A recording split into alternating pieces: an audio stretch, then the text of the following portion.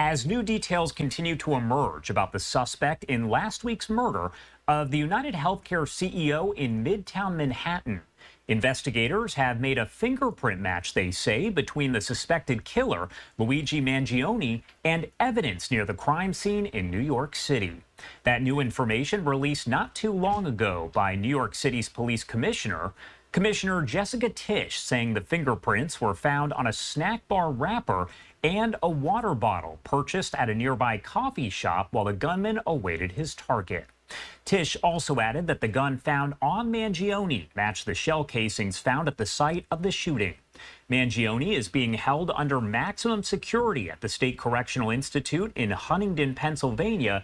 We're told placed in a cell by himself. A lot to discuss here, so I do want to bring in Toby Braun, founder of American Special Investigative Group and an expert in threat intelligence and executive protection. Thank you so much for taking the time to be here with us. Thanks for having me on. Of course. Well, first off, I do want to talk about the case overall, as we've seen a lot of information come out over the past week, pretty much on an hourly basis, it seems. What has stood out to you overall the most as the information, the new details have come out? Well, I mean, first and foremost, it was very clear to me from day one of seeing the videos and seeing the information that was out there that law enforcement was dealing with an amateur versus a professional hitman, which is some of the other information that was it's been previously put out there. Everything from this guy's tactics to the fact that he had issues using a firearm and clearing the malfunctions, to his movements, to the fact that he showed his face as many times as he did. And overall, this guy's behavior, it was very clear to me that we're dealing with an amateur, and obviously now a lot of new developments here.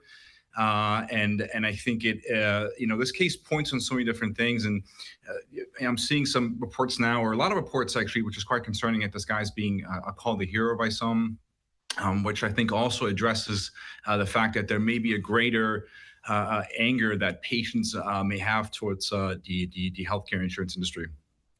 And it does seem as though the attack had to have been very well planned in advance, probably for quite a while. And I want to get your take as an expert there. Is that how it appears to you as you look at this as a whole?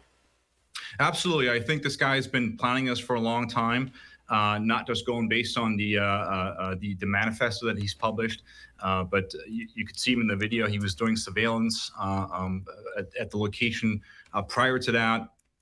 He was clearly planning it by using the ghost gun that he has made ahead of time. Putting those weapons together takes some time, getting the parts together, and really to be able to utilize that gun and pull it off effectively. All that would have taken a significant amount of time. Also, due to the fact that just the sheer planning of getting to New York City, using the fake IDs, using the cash, having all those things at hand, having a backpack with a change of clothes in it, all that shows me that this was definitely a premeditated attack versus something that happened in the spur of the moment. And Brian Thompson, the United Healthcare CEO who was killed in this shooting 1 week ago, we are told by some of the family members that it appears he may have received threats prior to all of this happening.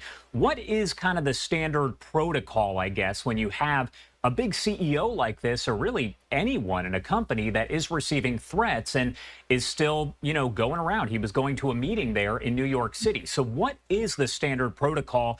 Is there one? Josh, it's one of the things that it really baffles me that the CEO didn't have an adequate detail with him, considering the threats that were out there. It's really bizarre to me. I'm not quite sure who was in charge of his security currently. I'm not sure who on his staff was responsible for that. But the fact that he was unprotected without any detail is absolutely, it should have never have happened. Generally speaking, the protocol, if an individual like that receives threats, or even beforehand, because he is an individual at risk, considering his positions and considering the amount of threats that are just out there, not only for him but to CEOs in the healthcare health insurance industry. And it just required a significant detail, threat intelligence, which a lot of times threat intelligence can prevent a tragedy from the first place by identifying these bad actors and then upping security when it's needed. and then really having an effective team in place. And when we talk about security, we talk about physical security. For most people, it's kind of like the same thing, but there's so many different layers to it. And really having an adequate executive protection team of individuals that are trained, experienced, that are armed, because in this situation, if they wouldn't have been armed, they would have probably been useless. And really having those effective measures in place, having that planning, having the advanced work done, where you have now your team's going out there ahead of time to know where the principal is going. Having 360 security, which in this case would have been crucial to identify the attacker. All those things were clearly not done. I mean, he was there by himself, and it's really it's bizarre to me that this guy was unguarded, and clearly this was largely a result of this tragedy from being unable to happen. And what you're looking at here on your screen is actually video from Altoona, Pennsylvania. That is the McDonald's where he was taken into custody. Can you tell me about some of the methods that law enforcement used amid this investigation that went on for several days prior to the arrest? Now, it sounds like people at that McDonald's, and that's some of the surveillance there, actually recognized the suspect. But I imagine that the work by law enforcement is what was able to tie the suspect to the crime. Sure, and back to my original note that anybody who's calling this guy a hero, the real heroes in this case are the NYPD detectives. I know have a lot of friends and former colleagues that are NYPD detectives. It's one of the greatest law enforcement agencies that we have in the country. So hats off to those individuals. Those are the real heroes. The individuals at the McDonald's who called it in, those guys are the heroes. The rookie police officer in that town in Pennsylvania who walked in the establishment, recognized him. Again, those are all the real heroes in the story. Now, as far as the methods utilized, well, first and foremost, it was, you have New York City. It's one of our American cities that has the most amount of surveillance equipment that you could possibly think of. Facial recognition cameras. It's really hard to go anywhere in New York City and not be under video surveillance. And that really drastically helped these detectives in not only identifying this individual ultimately, but also tracking his movements and tracking him from the crime scene to Central Park, and then subsequently to the later on locations that he visited.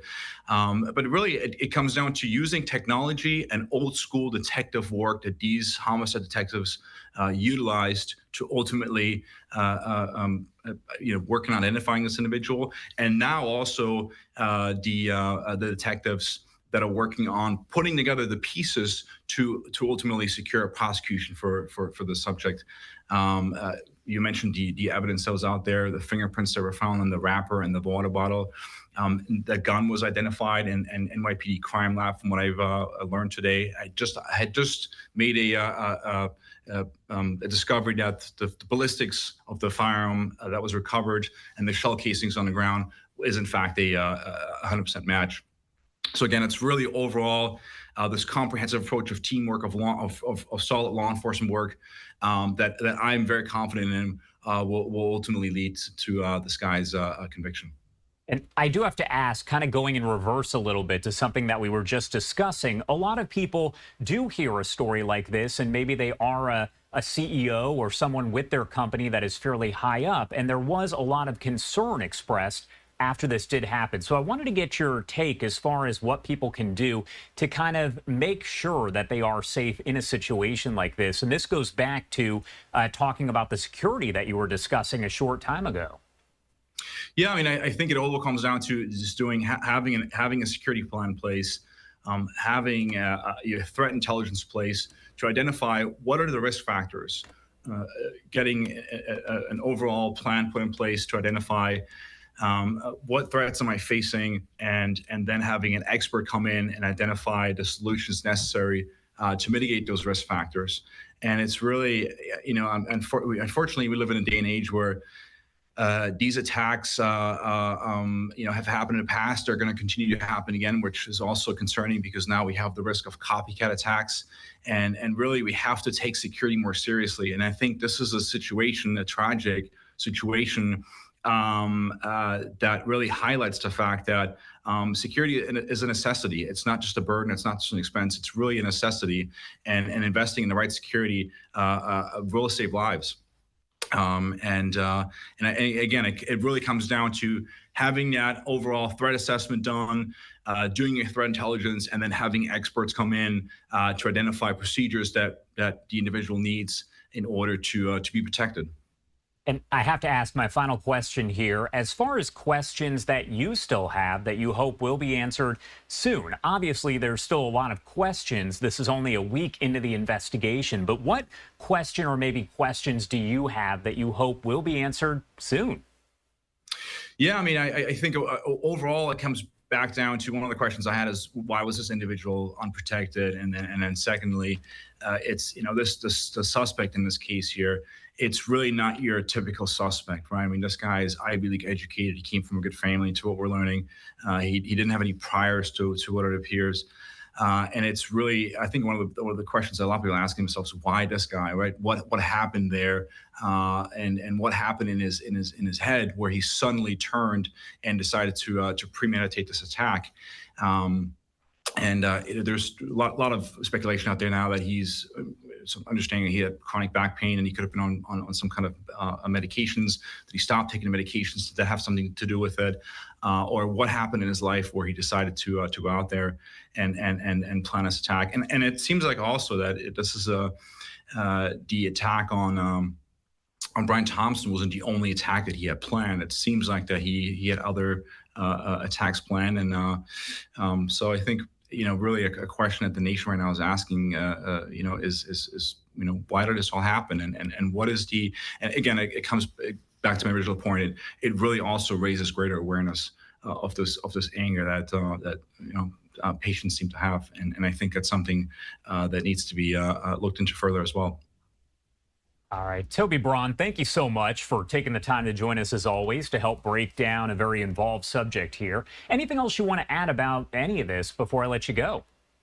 No, I think it comes down to is, this suspect would not be in custody if it wasn't for a civilian in a common location in McDonald's that saw something and said something. And I think it's so important in our day and age as Americans. We have to stick together. If you see something, say something, and it can make our country a whole lot safer, because law enforcement is thin. There's only so many resources out there, and it's really oftentimes it comes down to responsible citizens to step up when their time is being called. And then secondly, it's maintain vigilance, right? We live in a day and age where we're all on our phone and we're all just distracted by everything that's around us.